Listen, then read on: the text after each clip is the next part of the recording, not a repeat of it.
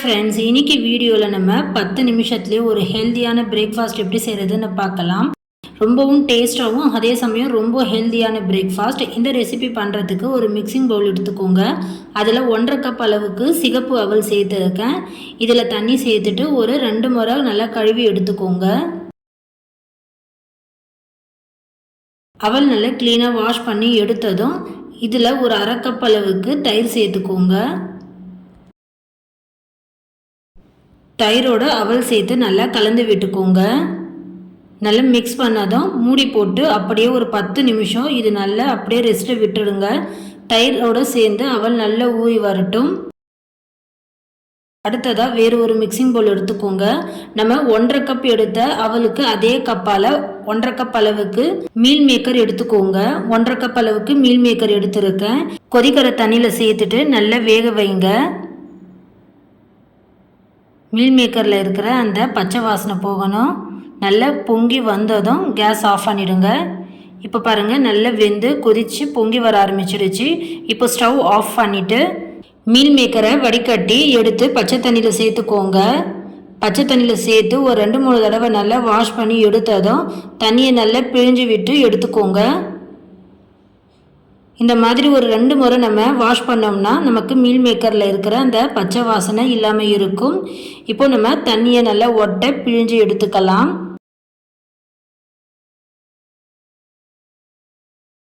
இந்த மாதிரி மீல் மேக்கரில் தண்ணி நல்லா ஒட்ட பிழிஞ்சு எடுத்ததும் அடுத்ததாக மிக்சி ஜாரில் சேர்த்துக்கோங்க. கூட ஊற வச்ச அவல் சேர்த்துக்கோங்க. கொஞ்சம் அதிகமான குவான்டிட்டியில் இருக்கிறதுனால 2 பேட்சாக நம்ம போட்டு அரைச்சி எடுத்துக்கலாம். அரைச்சி எடுத்ததும் வேறு ஒரு பவுலில் மாற்றிக்கோங்க. ஒரு 2 பேட்சை நம்ம அரைச்சி எடுத்ததும் பவுலில் மாற்றிட்டு கூட பொடியாக கட் பண்ண ஒரு 2 பச்சை மிளகாய் சேர்த்துருக்கேன். அடுத்ததாக பொடியாக துருவின ஒரு 5-6 பல்லு பூண்டு சேர்த்துக்கோங்க. 1 இன்ச் அளவுக்கு இஞ்சியும் நல்லா துருவி சேர்த்துருக்கேன். இஞ்சி சேர்க்கும் போது டேஸ்ட்டும் ரொம்ப சூப்பராக இருக்கும். அதே சமயம் வெயிட் லாஸுக்கும் நமக்கு ரொம்ப ஹெல்ப்ஃபுல்லாக இருக்கும். அடுத்ததாக ஒரு பாதி அளவுக்கு குடமிளகாய் பொடியாக கட் பண்ணி சேர்த்துருக்கேன். ஒரு பெரிய சைஸ் கேரட்லேருந்து ஒரு பாதி கேரட்டை பொடியாக துருவி சேர்த்துருக்கேன். சின்னதாக இருந்தால் நீங்கள் 2 கேரட் துருவி சேர்த்துக்கோங்க. அடுத்தது ஒரு மீடியம் சைஸ் வெங்காயம் பொடியாக கட் பண்ணி சேர்த்துக்கோங்க. கூடவே இதில் கொத்தமல்லி இலையும் கொஞ்சம் பொடியாக கட் பண்ணி சேர்த்துட்டு அடுத்ததாக இதில் ஒரு 1/4 ஸ்பூன் அளவுக்கு மிளகுத்தூள், ஒரு 1/4 ஸ்பூன் அளவு சீரகத்தூள் சேர்த்துக்கோங்க. அடுத்து ஒரு 1/4 ஸ்பூன் அளவுக்கு மஞ்சத்தூள் சேர்த்துட்டு கூட 1 ஸ்பூன் அளவுக்கு உப்பு சேர்த்துக்கோங்க. இப்போ இது எல்லாமே சேர்த்து நல்லா கலந்து விட்டுக்கோங்க. ஃப்ரெண்ட்ஸ், இப்போ இது மாதிரி நல்லா கலந்து விட்டதும் அடுத்தது நமக்கு தோசை நல்லா சூப்பராக வரத்துக்கு பைண்டிங்காக தான் இந்த கடலை மாவு சேர்க்குறோம். இது சேர்த்தா மட்டும்தான் நமக்கு தோசை நல்லா சூப்பராக எடுக்க வரும். அதே சமயம் டேஸ்ட்டும் அருமையாக இருக்கும். நான் ஒரு 1/2 கப் அளவுக்கு எடுத்திருக்கேன். ஃபஸ்ட்டு ஒரு 1/4 கப் அளவுக்கு நம்ம கடலை மாவு சேர்த்து நல்லா கலந்து விட்டுக்கலாம். நம்ம எடுத்த அளவுக்கு தாராளமாக ஒரு 6லேருந்து 7 தோசை கிட்ட நமக்கு கிடைக்கும். 3 பேர் வரைக்கும் இது நம்ம நல்லா ஃபில்லிங்காக தாராளமாக சாப்பிடலாம். ஃப்ரெண்ட்ஸ், இப்போ நம்ம ஒரு 1/4 கப் அளவுக்கு சேர்த்து நல்லா மிக்ஸ் பண்ணதும் கூட மறுபடியும் இன்னும் ஒரு 1/4 கப் அளவுக்கு நம்ம கடலை மாவு சேர்த்து இப்போ இதையும் நல்லா கலந்துக்கலாம். பாருங்கள், கலந்ததும் இந்த அளவு கன்சிஸ்டன்சியில் இருக்கணும். எடுத்து உருட்டுற அளவுக்கு தான் நமக்கு இருக்கணும். அரைக்கும் போது தண்ணி சேர்க்காமல் அரைச்சிக்கோங்க. தேவைப்பட்டால் நீங்கள் ஒரு 2லேருந்து 3 ஸ்பூன் அளவுக்கு மட்டும்தான் தண்ணி சேர்த்து அரைச்சிக்கணும். அடுத்ததாக இந்த தோசைக்கான நல்ல ஒரு டேஸ்டான ஒரு சட்னி அரைச்சிக்கலாம். அதுக்கு மிக்சி ஜாரில் 3 நல்ல பழுத்த தக்காளி சேர்த்துருக்கேன். கூடவே இதில் ஒரு 3 பல்லு பூண்டு சேர்த்துக்கோங்க. சேர்த்து இப்போ இதில் தண்ணி எதுவும் சேர்க்காம நம்ம நல்லா அரைச்சி எடுத்துக்கலாம். அடுத்ததாக பேனில் 1 ஸ்பூன் அளவுக்கு எண்ணெய் சேர்த்துருக்கேன். எண்ணெய் சூடானதும் ஒரு 1/4 ஸ்பூன் கடுகு, 1/4 ஸ்பூன் உளுந்து சேர்த்துக்கோங்க. கூட ஒரு கொத்து கருவேப்பிலை சேர்த்து நல்லா பொரிஞ்சு வந்ததும் அரைச்ச தக்காளியை இது போல் நல்லா வடிகட்டி தக்காளியோட பியூரி மட்டும் சேர்த்துக்கோங்க. இது போல் நல்லா கலந்து விட்டு தக்காளியோட பியூரி மட்டும் நம்ம சேர்த்துக்கலாம். பாருங்கள், இப்போ நமக்கு இந்த சக்கை மட்டும் நம்ம எடுத்துடலாம்.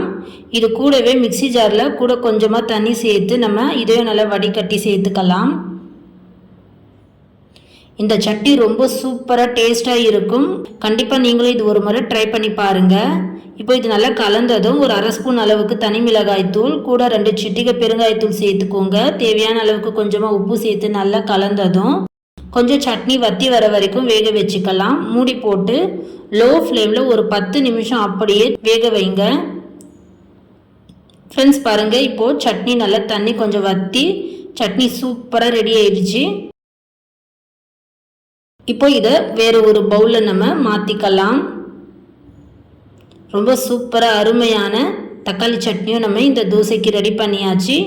இந்த சட்னி நீங்கள் இட்லி, தோசை, எந்தவித வெரைட்டி டிஃபனுக்கும் நீங்கள் இந்த சட்னியை தொட்டு சாப்பிடலாம். அடுத்ததாக நம்ம தோசைக்கல் நல்லா சூடுபடுத்திட்டு இந்த அளவுக்கு நல்லா பெருசாக உருட்டி தோசைக்கல்லில் சேர்த்துக்கோங்க. அப்படியே தட்ட முடியாது, கையை நல்லா ஈரப்படுத்திட்டு ஈரக்கையால் இது போல் நல்லா தட்டி விட்டீங்கன்னா விரிசல் இல்லாமல் உடையாமல் நம்மளால் சூப்பராக ஈஸியாக தட்ட முடியும். தண்ணியை கையில் கிண்ணத்தில் எடுத்துக்கோங்க. இது போல் கையை நல்லா ஈரப்படுத்திட்டு தட்டுனீங்கன்னா உங்களுக்கு தோசை நல்லா வட்டமாக சூப்பராக கிடைக்கும். ஃப்ரெண்ட்ஸ் பாருங்கள், நம்ம தண்ணி தொட்டு தொட்டு இந்த மாதிரி நல்லா வட்டமாக அடை மாதிரி கொஞ்சம் திக்காக ரவுண்டாக தட்டிக்கோங்க. கூட ஒரு 1/4 ஸ்பூன் அளவுக்கு நல்லெண்ணெய் சேர்த்துக்கோங்க. சேர்த்து மூடி போட்டு ஒரு 2 நிமிஷம் அப்படியே வேக வைங்க. ஒரு 2 நிமிஷம் கழிச்சதும் இந்த அளவுக்கு நல்லா வெந்து வந்திருக்கும். திருப்பி போட்டுக்கோங்க. மறுபடியும் ஒரு 2 நிமிஷம் திருப்பி போட்டு வேக வச்சுக்கோங்க. ஃப்ரெண்ட்ஸ், ரொம்ப சூப்பராக டேஸ்டாகவும் அதே சமயம் ரொம்ப ஹெல்தியான பிரேக்ஃபாஸ்ட்டை நீங்களும் இந்த மாதிரி செஞ்சு பாருங்கள். ரொம்ப சூப்பராக அருமையாக இருக்கும். டக்குன்னு ஒரு 10 நிமிஷத்துலேயே நல்ல ஒரு ஹெல்த்தியான நம்ம பிரேக்ஃபாஸ்ட் ரெடி பண்ணியாச்சு. இதை நீங்கள் டயட்டில் உள்ளவங்க, வெயிட் லாஸ், சுகர் பேஷண்ட்டில் இருக்கிறவங்க, இவங்க எல்லாருமே இதை சாப்பிடலாம்.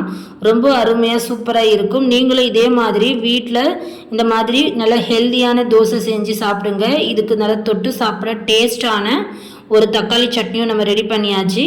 நீங்களும் இதே போல் செஞ்சு சாப்பிட்டு பாருங்கள். எப்படி இருந்ததுன்னு மறக்காமல் கமெண்ட் பண்ணுங்கள். இந்த ரெசிபி வீடியோ உங்களுக்கு பிடிச்சிருந்தா மறக்காமல் லைக் பண்ணுங்கள், ஷேர் பண்ணுங்கள். மறந்துடாமல் கோமதி ஃபுட் சேனலை சப்ஸ்கிரைப் பண்ணிக்கோங்க. அப்போ தான் நான் போடுற வீடியோஸ் எல்லாம் உங்கள் ஃபோனுக்கு டக்குன்னு நோட்டிஃபிகேஷனாக வரும். ஃப்ரெண்ட்ஸ், தேங்க்ஸ் ஃபார் வாட்சிங்.